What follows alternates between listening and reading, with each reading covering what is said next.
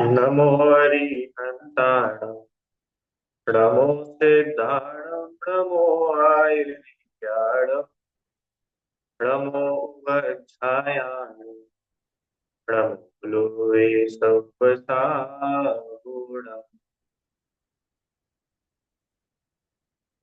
तीन भुवन में वीतराग विज्ञान था शिव स्वरूप शिव का नमः त्रियोग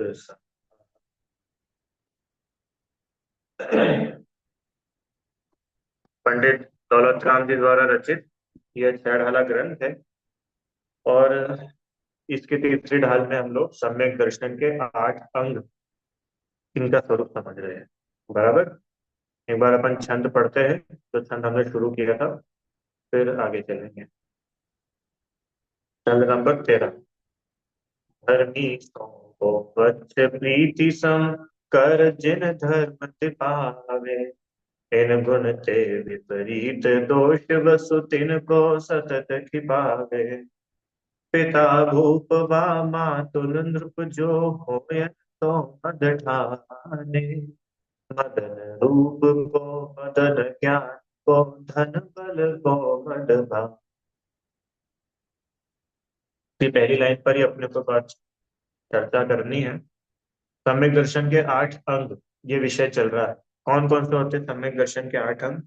निशंकित, निकांक्षित, है ना, सर्वज्ञ देव के कहे हुए तत्वों में संशय संदेह नहीं करना, वह निशंकित अंग है। धर्म को धारण करके सांसारिक सुखों की इच्छा नहीं करना, वह निकांक्षित अंग है। मुनियों के शरीर आदि मैले देखकर उनसे घृणा नहीं करना, निर्विचिकित्सा नाम का तीसरा। सत्य और झूठे तत्वों की पहचान करना, ये अमूढ़ दृष्टि नाम का चौथा अंग है। अपने गुणों और दूसरों के अवगुणों को छिपाना तथा आत्मधर्म को निर्मल बनाना, ये पांचवा उपगुहन नाम का अंग है। छठा, काम विकार आदि के कारण धर्म से च्युत होते हुए अपने को तथा पर को उसमें माने धर्म में पुनः दृढ़ करना, धर्म में पुनः स्थापित करना, वह स्थितिकरण नाम का छठा अंग है। और साधर्मियों से बछड़े पर गाय की प्रीति के समान प्रेम रखना, ये वात्सल्य नाम का 7वां अंग है। बराबर। इतनी चर्चा अपन लोग पिछली कक्षाओं में सब कर चुके हैं।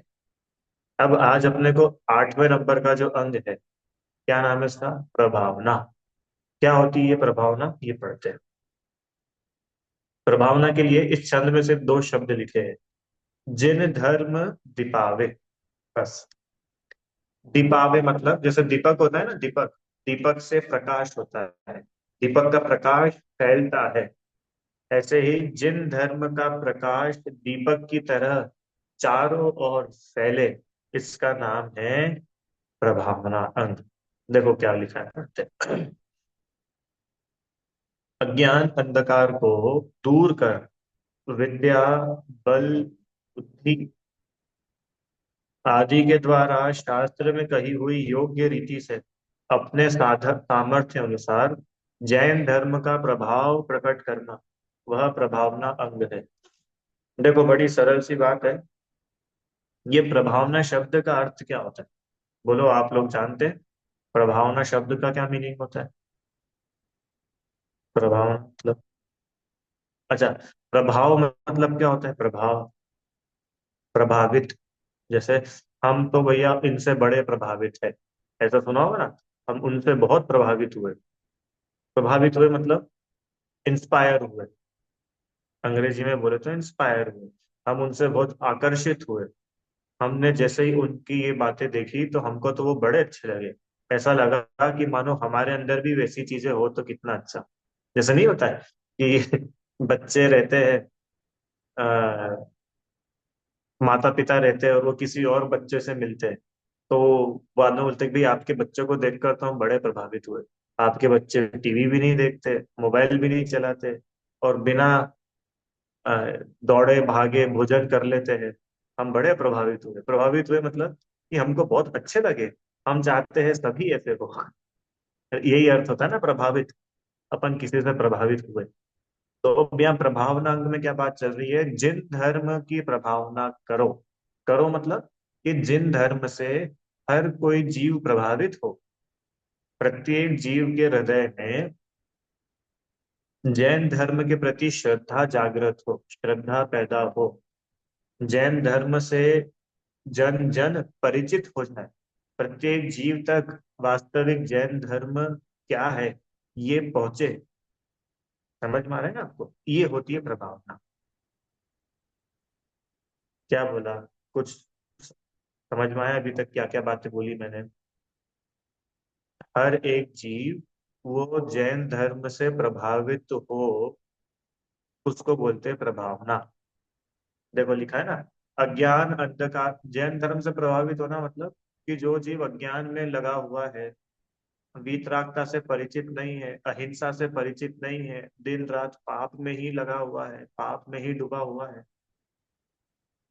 तो ऐसे अज्ञान और अंधकार को दूर करके विद्या, बल, बुद्धि, इनके द्वारा शास्त्र में कही हुई जो योग्य रीति है, उससे अपने सामने भाई जो जितने अपनी लेवल पे कर सकता है, वो जैन धर्म का प्रभाव प्रकट करना। जैन धर्म का प्रभाव प्रकट करना मतलब जगत में या हमसे जो भी लोग जुड़े हुए हैं या जो भी हमारे कनेक्शन में है, वो जैन धर्म के प्रति उनको क्यूरियोसिटी हो, जिज्ञासा हो कि क्या जैन धर्म है।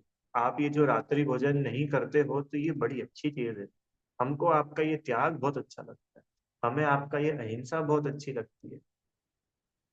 इसको बोलते हैं प्रभावना, माने हमारे कोई भी काम से, हमारे किसी भी चीज से जिन शासन की प्रभावना हुए। रीता है, इतनी बात तो बैठ गई, समझ में आया इतना? जिन शासन की प्रभावना, जिन शासन की प्रभावना मतलब सम्यक दर्शन, चलो ये बात मैंने, जिन शासन की प्रभावना मतलब कि हमारे अंदर में जो कुछ भी जिन शासन के प्रति भक्ति आदि है, उससे अन्य जीव भी प्रभावित हो, हमसे नहीं। हमको अपना प्रभाव नहीं करना है, हमको अपनी झांकीबाजी नहीं करनी है रीता आंटी, अपने को अब हम बहुत फेमस हो जाए वो नहीं, हमारा जिन धर्म फेमस हो जाए, हमारा जिन धर्म हम जन जन तक पहुंचे, ऐसा नहीं, जिन वाणी जन जन तक पहुंचे। अंतर समझ में आया दोनों में? देखिए, मैं दो शब्द बोलता हूँ, एक होता है प्रभावना और एक होता है प्रचार।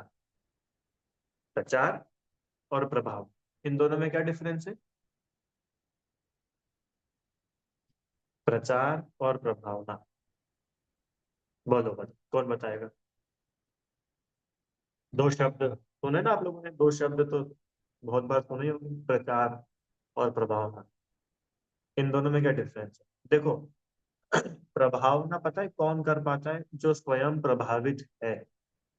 सुनो, जो जीव स्वयं जिन धर्म से प्रभावित हुआ है, वही प्रभावना कर पाएगा, वो ही सच्ची प्रभावना करेगा। और जिसको जिन धर्म से कोई प्रीति नहीं है, उसको तो सिर्फ अपना मान सम्मान बढ़ाना है, ऐसा जीव प्रभावना नहीं कर सकता। वो प्रचार कर सकता है, वो नेतागिरी कर सकता है, वो फोटो, बैनर, मंच, माइक, माला, ये सब कर सकता है, तो प्रभावना नहीं कर सकता। प्रभावना पता है कौन करता है?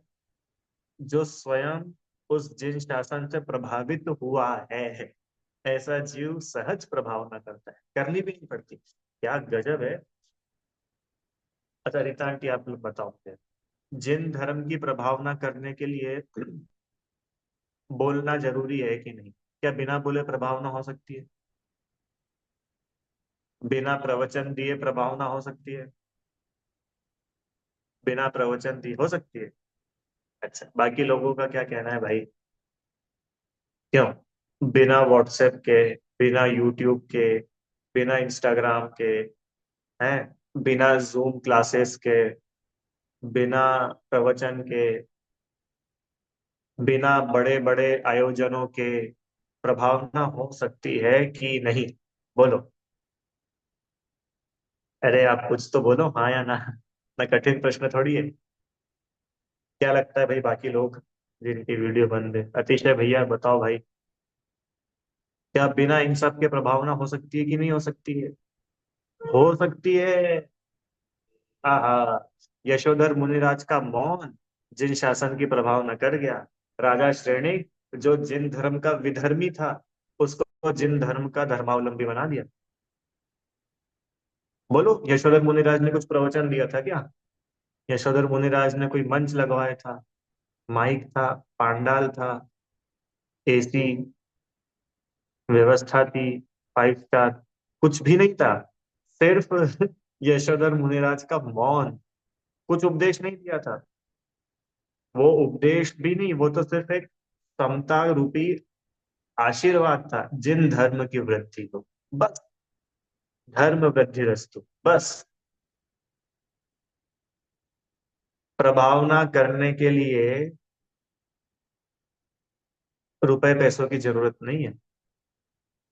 प्रभावना करने के लिए बड़े बड़े पांडाल, बड़े बड़े मंच, करोड़ों करोड़ों रुपए खर्चा करने की जरूरत नहीं है। तो इसका मतलब क्या उनसे प्रभावना नहीं होती है? वो कितनी होती है, वो उस पर कभी बाद में बात करेंगे।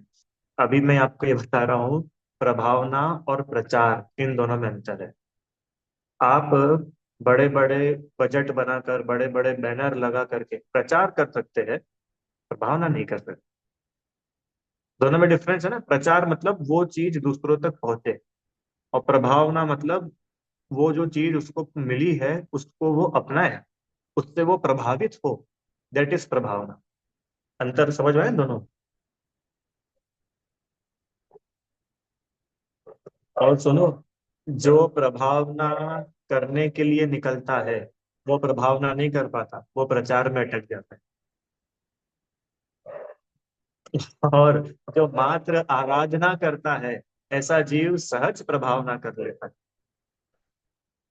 आराधक प्रभावक होता है। यशोधर मुनिराज ने प्रभावना करने के लिए कुछ भी नहीं किया था, उन्होंने तो मात्र अपनी आत्माराधना की थी। प्रभावना तो हो गई। सेठ सुदर्शन ने प्रभावना करने के लिए कुछ भी नहीं किया था, वो ये तो मात्र अपनी आत्माराधना में लीन थे। और जिन धर्म की, शील की, ब्रह्मचर्य की सहज प्रभावना हो गई। आप देखो पूरा प्रथमा योग, सीता जी ने प्रभावना करने के लिए कुछ भी नहीं किया था। वे मात्र अपने शील के प्रति दृढ़ थी। शील धर्म की प्रभावना तो हो गई जगह जगह। अरे ऊपर स्वर्गों तक में जिन शासन की प्रभावना हो गई, ऐसा जिन धर्म होता है। अंजना सती, सोमा सती, रेवती, गजब, एक किससे बढ़ के एक उदाहरण है। समझ में आ रहा है? हाँ, अभी आपने इसमें लिखा ना चैट में, अपने सदाचरण से जिन शासन की प्रभावना हो जाती है। आप ट्रेन में जाओ, और शाम होते से ही, 4:30 5 बजते से ही आप अपना टिफिन खोल लो, आपको बताना नहीं पड़ेगा कि आप जैन। हमारे आचरण से पता चल जाता है कि ये जैन है। तो स्टेशन आया, और आप बिस्लेरी की बोतल नहीं खरीद रहे हो, बजाय एक हाथ में गन्ना छन्ना लेकर के पानी छानने के लिए ट्रेन से नीचे उतर रहे हो, सब समझ जाएंगे कि ये कोई जैन है, पानी छान कर पी। ये मैं बाहरी बात कर रहा हूँ। बाहरी आचरण से भी ये पता चल जाता है कि ये व्यक्ति जैन। बात क्या चल रही है? जिन धर्म की प्रभावना। कैसे होगी जिन धर्म की प्रभावना? स्वयं जिन धर्म का पालन करके, जिन धर्म से प्रभावित हुए बिना जिन धर्म की प्रभावना नहीं हो सकती। प्रचार भले ही कितना हो सकता है, उसकी मनाही नहीं हो तो हो ही रहा है। प्रीता आंटी, करोड़ों, करोड़ों भी आजकल तो क्या लगता है, करोड़ों की क्या वैल्यू रह गई? 10 करोड़, 20 करोड़, 100 100 करोड़, 500 500 करोड़ भी व्यक्ति खर्च करने को तैयार है। नाम उसको प्रभावना दे दिया जाता है, पर आप विश्वास मानिए, वहां प्रभावना होती नहीं है, वहां ओनली प्रचार होता है। प्रचार में मान कषाय का पोषण होता है, और प्रभावना में कषाय का अभाव होता है। दो बातें सुनिए, आप लोगों ने क्या बोला। प्रचार जहां है, वहां पर मान कषाय की पुष्टि होती है। हमारा नाम लिखाएगा, हमारे नाम की जगह जगह वो लगेगी, हमारे नाम से भोजनशाला, हमारे नाम से पंडाल, हमारे नाम से जिनवाणी पर भी हमारा नाम लिखाएगा। तो ये प्रभावना नहीं है, ये प्रचार है। महावीर जयंती के नाम पर हमें अपनी दुकान के बारे में सबको पता चल जाए, इसलिए हमने क्या करा, एक कोई भी चीज में हमने डोनेशन दे दिया। अरे ऐसा होता है कि नहीं होता है? आप लोगों के वहां नहीं होता है क्या? होता है ना, कि भाई महावीर जयंती की एक कुछ भी कॉमन सी चीज पत्रिका छप रही है, 10 लक्षण पर कोई पत्रिका छप रही है। हम्म। तो वो तो प्रचार है, हम अपनी चीज दूसरों तक पहुंचाना चाहते हैं। पर प्रभावना क्या है? जो स्वयं जिन शासन से प्रभावित है, ऐसा जीव ही प्रभावना करेगा। और वास्तव में प्रभावना तो होती है, वो नहीं भी करे तो भी होती है। इतनी गजब बात है। देखिए कितनी बढ़िया बात है। तो भैया फिर प्रभावना कैसे करें? प्रभावना करने के लिए क्या करना पड़ेगा? कि प्रभाव प्रकट करो। सम्यक दर्शन, सम्यक ज्ञान, सम्यक चारित्र, इनसे अपनी आत्मा का प्रभाव प्रकट करो। इससे होती प्रभाव। रत्नत्रय धारी जो जीव है, वे करते हैं सच्ची प्रभावना। अब ये समझना थोड़ा सा कठिन हो सकता है। सही सही बताइए। अपन लोग ईमानदारी से किसी की अपने को क्या बात करें, पर अपन लोग भी स्वयं देख करके ये निर्णय लें कि हमारे लिए प्रभावना का मतलब क्या होता है। कोई बड़ा सा ग्रैंड इवेंट हो, बहुत बड़ा इवेंट हो, हाँ, लाखों लाखों लोग आ जाए, हजारों हजारों लोग आ जाए, बहुत बड़ा बैंड हो, दुनिया भर के सारे तामझाम हो, एक नंबर जुलूस हो, सब कुछ हो, तो अपने को क्या लगता है? प्रभावना हुई या क्या गजब प्रभावना हुई। ऐसी प्रभावना तो आज तक नहीं हुई। ऐसा लगता है कि नहीं लगता है? वे बोल रहे हैं कि ये सच्ची प्रभावना है ही नहीं। सच्ची प्रभावना क्या है? कि आत्मिक गुणों का प्रभाव प्रकट हो, सम्यक दर्शन ज्ञान चारित्र प्रकट हो, सम्यक दर्शन ज्ञान चारित्र से प्रभाव। समझ में आया? तो फिर ये जुलूस वगैरह क्या, ये सब प्रभावना नहीं है क्या? अरे कह दिया जाता है, पर वास्तविक प्रभावना नहीं है। जैसे जुलूस वगैरह निकलते ना, सभी जगह निकलते जुलूस, तो ठीक है, एक तरीके से उसको कह देते, कैसे कह देते कि भाई बाकी दूसरे लोग भी देखते हैं, तो उनको जैन धर्म के बारे में पता चलता है। जैसे होता है ना भाई, जुलूस में झांकियां निकलती है, क्षमा धर्म की, 10 धर्मों की, या जो भी अलग अलग महावीर जयंती वगैरह पे, तो उसमें एक व्यक्ति को एक बेसिक जिन धर्म के बारे में पता चलता है। पर जिन धर्म की असली प्रभावना वो नहीं है। जिन धर्म की असली प्रभावना तो सम्यक दृष्टि ही करता है, क्योंकि प्रभावना अंग सम्यक दृष्टि का अंग है।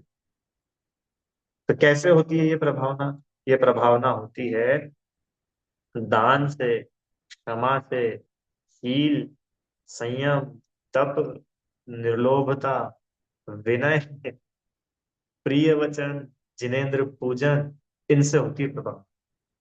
अब देखो, अगर बाहरी भी कुछ समझना है ना, तो ये होते हैं बाहरी। दान से प्रभावना होती है। अब झट से अपन उसमें फिर लग लग जाते क्या? दान से प्रभावना होती मतलब जो जितने ज्यादा पैसों का दान करेगा, उतनी बड़ी प्रभावना होगी। कि नहीं, जो जितने ज्यादा भक्ति से दान करेगा, उतनी बड़ी प्रभावना।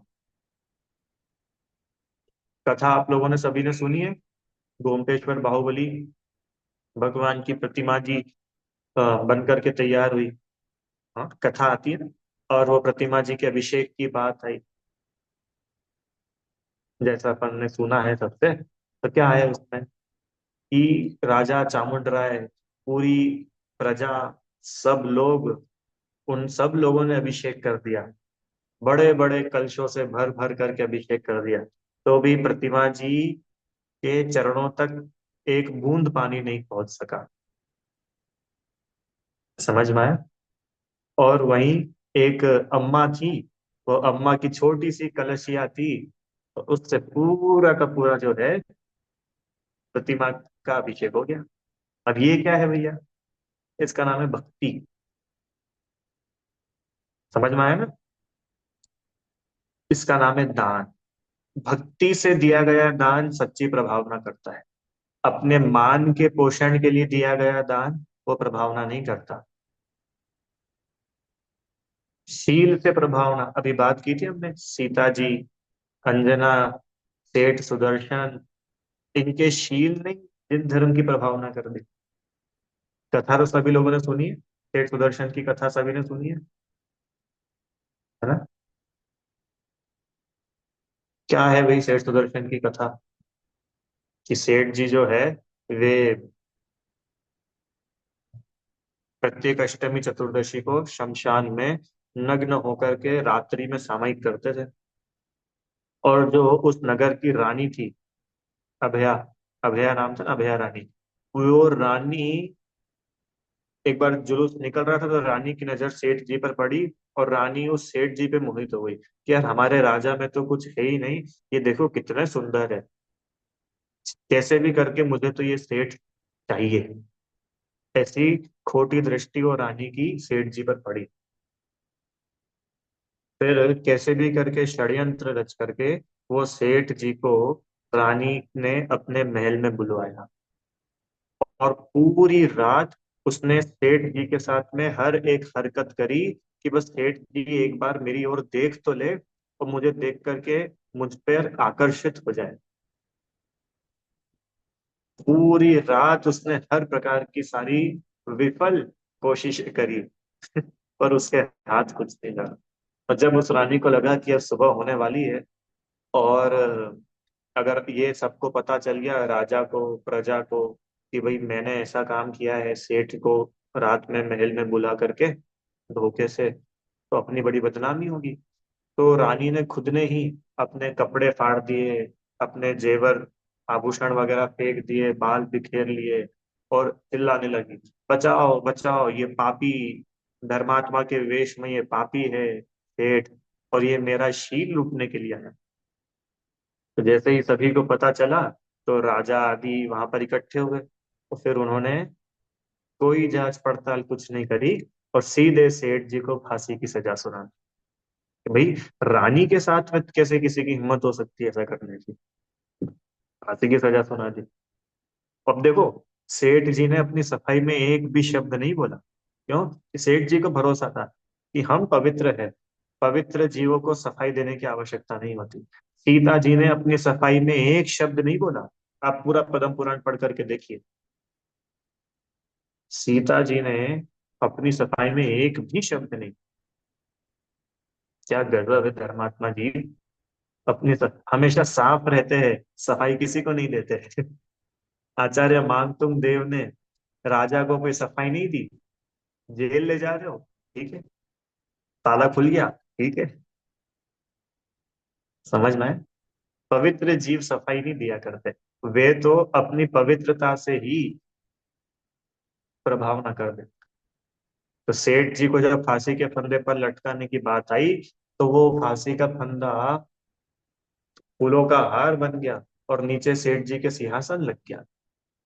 और आकाश से जय जयकार, जय घोष, जय हो सेठ सुदर्शन की जय हो, शील धर्म की जय हो, शीलवान सेठ सुदर्शन की जय हो, जिन धर्म की जय हो। लो, ऊपर से देव आकर के जय हो के नारे लगा रहे। तो बुलाया नहीं किसी को। सेठ जी की पवित्रता ये जिन शासन की प्रभावना कर गई। समझ में आ रहा है क्या?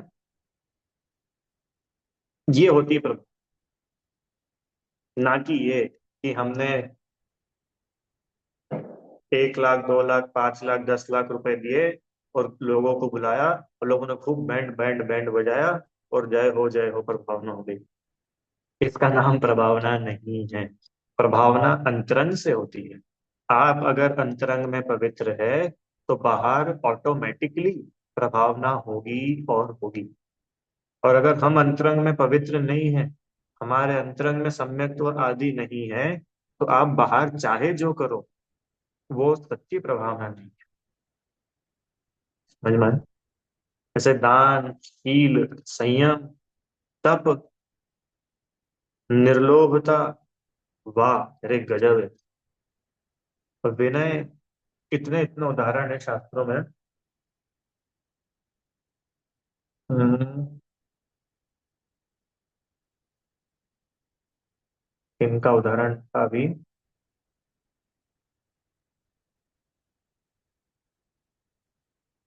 बरैया जी, गोपाल दास जी बरैया। हाँ, गोपाल दास जी बरैया इतने ईमानदार थे। मालूम है उनकी ईमानदारी? वो ट्रेन में ट्रेवल कर रहे थे, उन्हीं की कथा थी शायद। ट्रेन में वे ट्रेवल कर रहे थे, और उनका बेटा, शायद ऐसा कुछ था कि भाई 3 साल या इतने जो महीने हैं, 3 साल ही मानो उधर, कि भाई 3 साल से छोटे लोगों का टिकट नहीं बनता है। और जिस दिन वो ट्रेन में ट्रेवल कर रहे थे, वो ट्रेवलिंग के दौरान ही उनका बच्चा 3 साल का हो गया। वो टिकट लेकर के ही माने, माने वो टिकट, रेल मास्टर रेलवे वाला वो बोल रहा था कि भाई क्यों ले रहे हो टिकट, क्या है? बोले नहीं, ईमानदारी रखें, हम सरकार का एक पैसा नहीं मुफ्त का खाएंगे। हमारा जिन धर्म हमको चोरी करना नहीं सिखाता है, हमारा जिन धर्म हमको रिश्वतखोरी नहीं सिखाता है, पाप नहीं सिखाता। ऐसे होती है प्रभावना। समझ में आए? देखो, मैं बार बार इस चीज को इसलिए हाईलाइट कर रहा हूँ कि हमारे माइंड में प्रभावना को लेकर के जो इमेज बनी है ना, कि मुझे जिन शासन की प्रभावना करनी है, तो मुझे भी एक आध बोली लेनी पड़ेगी, एक आध करोड़ रुपए की, रीता आंटी। अपने को भी एक आध मंदिर बनवाना पड़ेगा, या अपने को भी एक आध प्रतिमा विराजमान करानी पड़ेगी, या अपने को भी कहीं कुछ करना पड़ेगा, तब जाकर के जिन शासन की अपन प्रभावना कर पाएंगे। ऐसा है ही नहीं। अरे आप अंतरंग से पवित्र हो जाओ, अंतरंग में अपने सम्यक दर्शन ज्ञान चारित्र हो, तो जिन शासन की आपो आप प्रभावना होगी और होगी। विनय प्रिय वचन, हाँ, वचन ऐसे हो कि मानो अमृत झर रहा हो। पूजन, जिनेंद्र पूजन ऐसी हो कि लोग देखते रह जाए कि अरे ऐसी पूजन होती है, वीतरागी भगवान की ऐसी आराधना, ऐसी उपासना। समझ में आए? क्षमा, देखो क्षमा गुण, यशोधर मुनिराज की अपन बात कर रहे थे ना, राजा श्रेणिक ने उपसर्ग किया, उपसर्ग करने वाला उनके सामने खड़ा है, और फिर भी आशीर्वाद। ये राजा श्रेणिक को प्रभावित कर गया, यशोधर मुनिराज की क्षमा। और क्या गजब की प्रभावना हुई, क्या गजब की प्रभावना हुई, समझ सकते हैं आप? मैं एक्सप्रेस नहीं कर पा रहा वो शब्द, सुनिए ध्यान से। मैं कुछ करूं, जैसे मान के चलो आज मैं क्लास में कुछ बोलूं, ठीक है, और मेरी बातें सुन करके आप लोगों पर ऐसा असर हो, ऐसा असर हो कि आप में से सभी लोग जो है, वो सब लोग, उदाहरण के लिए, कि उन, मान के चलो आप सब लोग रात्रि भोजन करते हो, ठीक है, और मैंने एक ऐसा जोरदार लेक्चर दिया कि आप सब लोगों ने मेरे प्रवचन सुनकर 1 महीने तक रात्रि भोजन का त्याग कर दिया, तो बोलो मैंने प्रभावना करी ना? ठीक है। अब देखो, एक तरफ ये वाली प्रभावना, और दूसरी तरफ यशोधर मुनिराज की वो क्षमा, कि वो राजा श्रेणिक को तीर्थंकर प्रकृति का बंद करा गई। कितनी बड़ी बात है। अब समझ सकते हो, वो जीव जो जिन धर्म के नाम पे चिढ़ता हो, जो जिन धर्म को मानने वालों पर चिढ़ता हो, उल्टा उनको परेशान करता हो, वो जीव उसी भाव में तीर्थंकर प्रकृति बांध रहा है। कितनी बड़ी प्रभावना है। और वे ही तीर्थंकर जब आगे जाकर के होंगे, उनके निमित्त से 3 लोक के जीवों का कल्याण होने वाला है। ये है प्रभाव। अरे सदाचार जीवों के जीवन में आ जाए, वो तो है ही अच्छी बात, उसमें कोई बुरी बात थोड़ी है। पर अपन असली जो एकदम क्रीम प्रभावना होती है उसको तो समझे, कि हम स्वयं जिन धर्म से प्रभावित होकर के रहे, हमारा स्वयं का जीवन वैसा हो कि हमको प्रभावना करनी ना पड़े, प्रभावना अपने आप हो जाए। ठीक है। ओह देखो आ ही गया, सेम पूरी वही की वही बात लिखी आ गई। क्या लिखा है? प्रभावना कौन कर सकता है? कि जो स्वयं धर्म से प्रभावित होगा वो प्रभाव ना कर पाएगा। बड़ा सिंपल सा उदाहरण है, बहुत ही सिंपल। आप लोग शादी में जाते हो, अभी शादियों का सीजन चल रहा है ना, सभी लोग जाते होंगे शादी वगैरह में। तो जो वहां पर नहीं खाता है वो तो बहुत ही अच्छी बात। पर मानो अगर कोई व्यक्ति वहां खाता होगा, तो आपने कोई भी एक चीज खाई, मानो रसगुल्ला खाया और कचौरी खाई, ठीक है। अब कचौरी अपने को ठीक ठाक लगी, इतना मजा नहीं था, रसगुल्ले बड़े टेस्टी थे। तो अब आप अपने जो दूसरे रिश्तेदार आ रहे हैं उनको क्या खाने के लिए बोलोगे? अरे भैया रसगुल्ला खाओ, तो वहां पे रसगुल्ले का स्टॉल है, बहुत बढ़िया रसगुल्ले। कचौरी में तो इतना दम नहीं था, रसगुल्ले बहुत बढ़िया। तो वो रसगुल्ले के बारे में कौन प्रभाव ना कर पा रहे रसगुल्ले की? जो स्वयं रसगुल्ले से प्रभावित हुआ है। अरे समझ में आया ना? जिसने उस रसगुल्ले को चखा है, उसका आनंद लिया है, वो लोगों को रोक रोक करके, बुला बुला करके बोल रहा है रसगुल्ला खा के जाना। ऐसे ही जिसने स्वयं धर्म को समझा हो, जिसने स्वयं सम्यक दर्शन ज्ञान चारित्र को प्रकट किया हो, जिसने स्वयं आत्मा के उस अतीन्द्रिय सुख को चखा हो, ऐसा जीव प्रभावना करता है, सच्ची प्रभावना करता है। और ऐसी प्रभावना करता है कि पूरा का पूरा विश्व पलट जाता है। अब देखो तीर्थंकर के जीव क्या गजब प्रभावना करते हैं।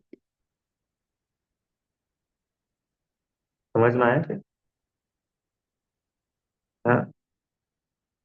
जम्बू कुमार, नाम सुना है जम्बू कुमार, जम्बू स्वामी?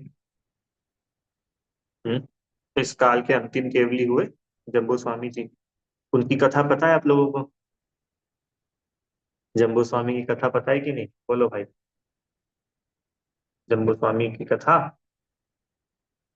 हम्म। जम्बू स्वामी का भाव हुआ दीक्षा लेने का, तो उनकी मम्मी पापा ने बोला बेटा थोड़े टाइम रुक जाओ, हाँ, तुम शादी कर लो हमारा मन भर जाएगा। बोले नहीं नहीं नहीं, शादी तो हम नहीं करेंगे, हमको तो दीक्षा लेनी है।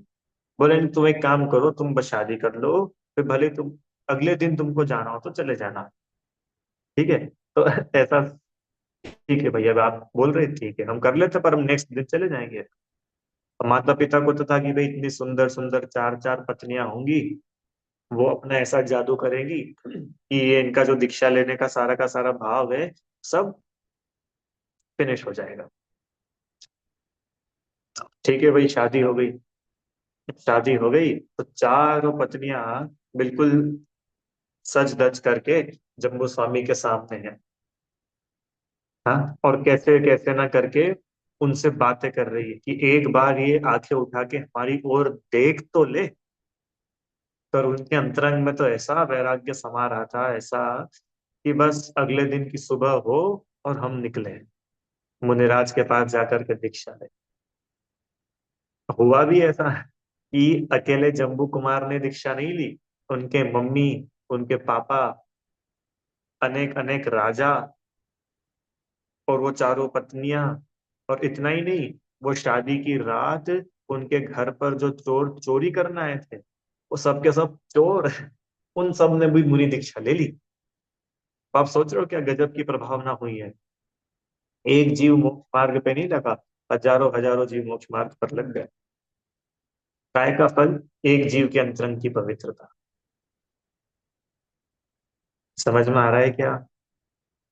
इसलिए प्रभावक बनने की होड़ ना लगाए, आराधक बने। जो जीव आराधना करता है वो ऑटोमेटिकली ही प्रभावना करता ही करता है, उसके निमित्त से प्रभावना हुए बिना रहती नहीं है। समझ में आया? तो इस प्रकार से ये प्रभावना के बारे में थोड़ा अपन ने देखा। देखो क्या लिखा है, इसमें से थोड़ा पढ़ते, श्रावकाचार्य ने अच्छा वर्णन किया है।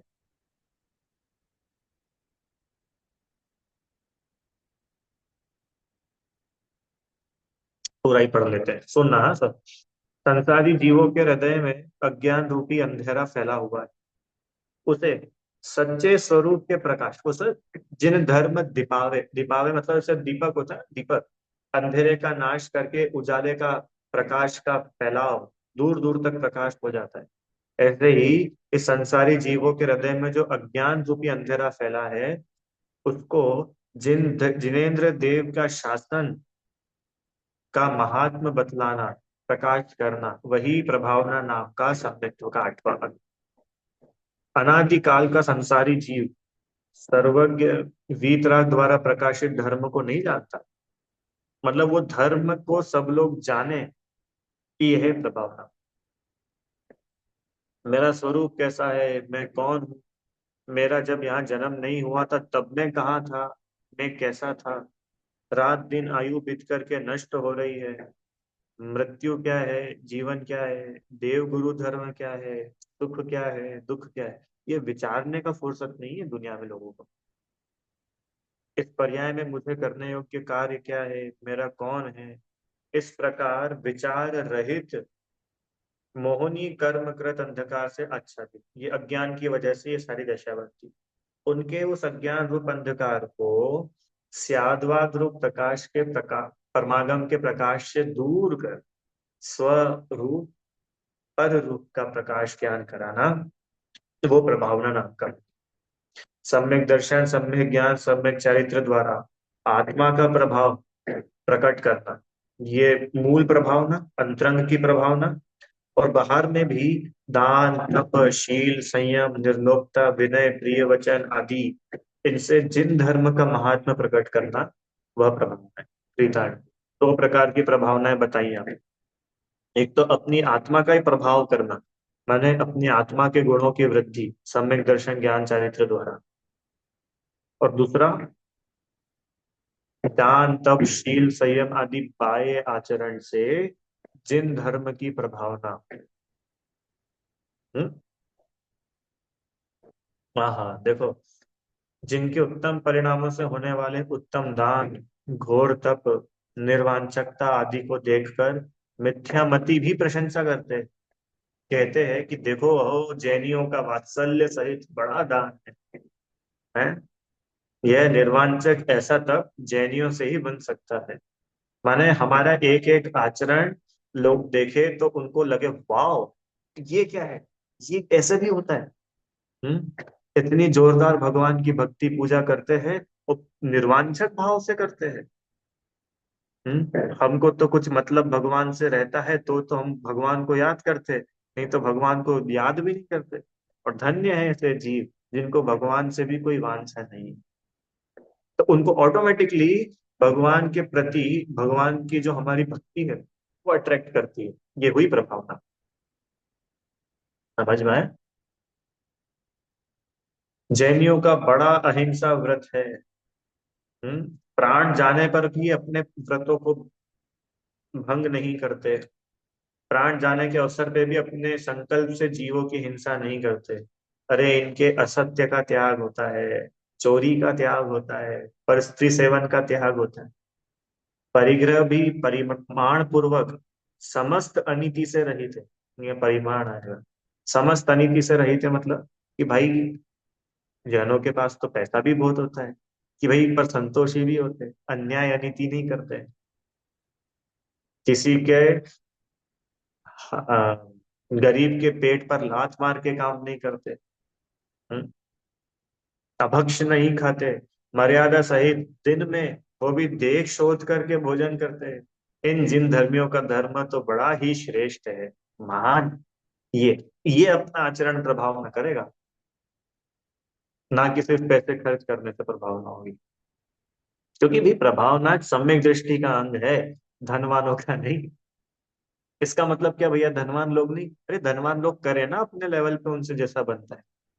पर हम सिर्फ ऐसा ही ना माने कि पैसे खर्च करेंगे तो ही बढ़िया जोरदार प्रभावना होगी। हम स्वयं प्रभावित होंगे, प्रभावना आपो आप होगी। तो मैं तो बोलता हूँ प्रभावना बाहर में नहीं भी हो तो भी अपन तो प्रभावित हुआ ही ना, अपना तो लाभ हुआ ही ना। ये जैनी बहुत विनयवंत होते हैं, प्रिय हित मित मधुर वचन बोलकर सभी को आनंदित करते हैं। अब आप देखो, हम्म, अपन जैन अपने नाम के आगे जैन लिखवाए, और किसी चौराहे पर, किसी गली में कोई व्यक्ति अनीति करता दिख जाए, गालियां देता हुआ दिख जाए, तो बताओ कैसा लगता। अखबार में किसी दिन खबर छपे, जैन साहब के यहाँ छापा पड़ा, तो पढ़ के कैसा लगता है।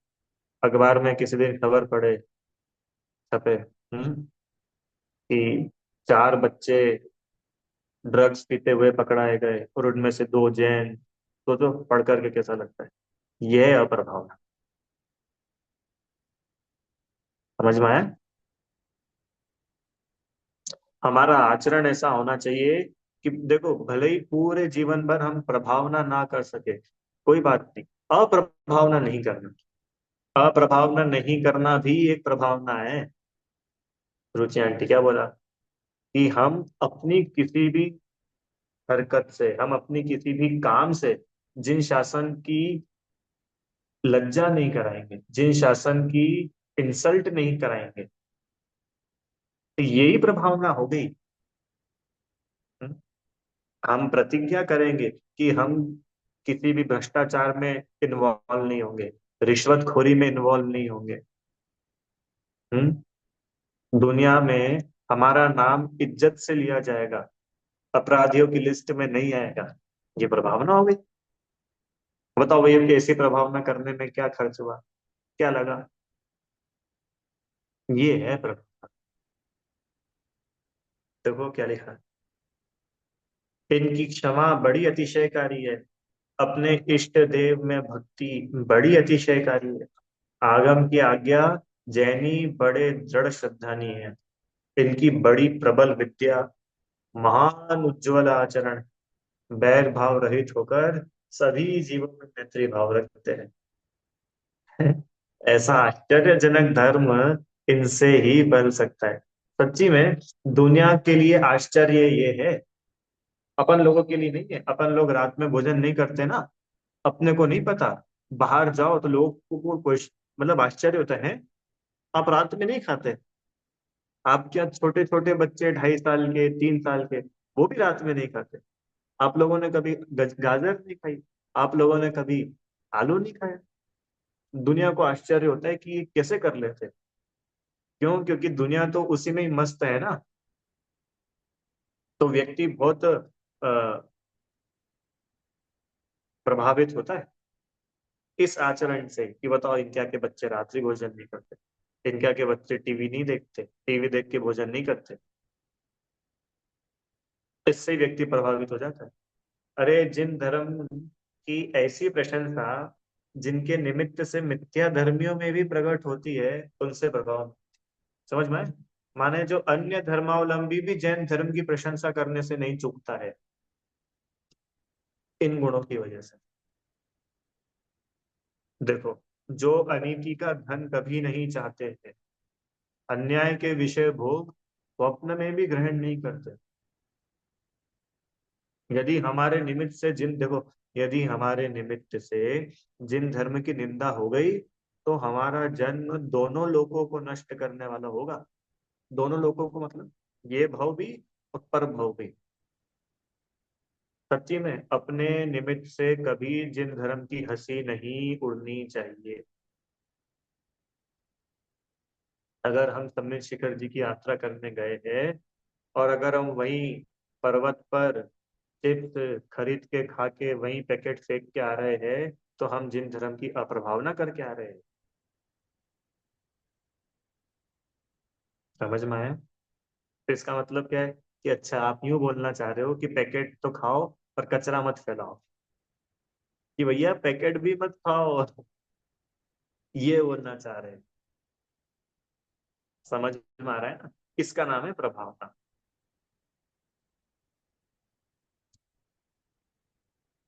सम्यक दृष्टि जिस प्रकार अपना कुल का, धर्म का, साधर्मियों का तथा दानशील तप व्रत का अपवाद निंदा नहीं हो, उस प्रकार से प्रवर्तन करता है।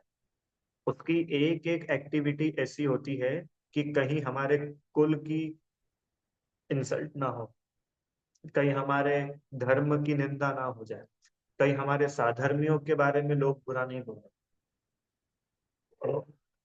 दानशील तप व्रत आदि का भंग नहीं हो, धर्म को दूषण लगने का से बहुत भय रहता है। अपने को रहता है डर, हमारे निमित्त से धर्म की हंसी होगी, धर्म की निंदा होगी। अपने को ऐसा डर लगता है कभी? लगना चाहिए। सम्यक दृष्टि सात भयों से रहित होता है, पर उसके अंतरंग में ये भय तो सदा रहता है कि भाई जिनेंद्र देव की आज्ञा मुझसे भंग ना हो जाए। जिन शासन के विरुद्ध में एक पहुंचू तक भी नहीं, मेरे हृदय में व्रतशील तोड़ने के भाव तक पैदा ना हो। ये भय, भय मतलब अलर्टनेस, ये अलर्टनेस उस जीव के अंतरंग में प्रति समय बनी रहती है। धर्म की प्रशंसा, उच्चता, उज्जवलता ही प्रकट हो ऐसा आचरण करता है। अब देख लो भैया, प्रभावना सबसे अंत में दिया है, क्यों? कि जिसके जीवन में सातों अंग होंगे उसके जीवन में प्रभावना होती है। क्या बोला? जिसके जीवन में सातों अंग होते हैं ना, निशंकित, निकांक्षित, निर्विचिकित्सा, उपगुहन, अमूढ़ दृष्टि, स्थिरीकरण, वात्सल्य, वो जीव प्रभावना करता है। बिना वात्सल्य के प्रभावना नहीं हो सकती। जैसे बिना उपगुहन के स्थितिकरण नहीं था, ऐसे ही बिना वात्सल्य के प्रभावना नहीं है।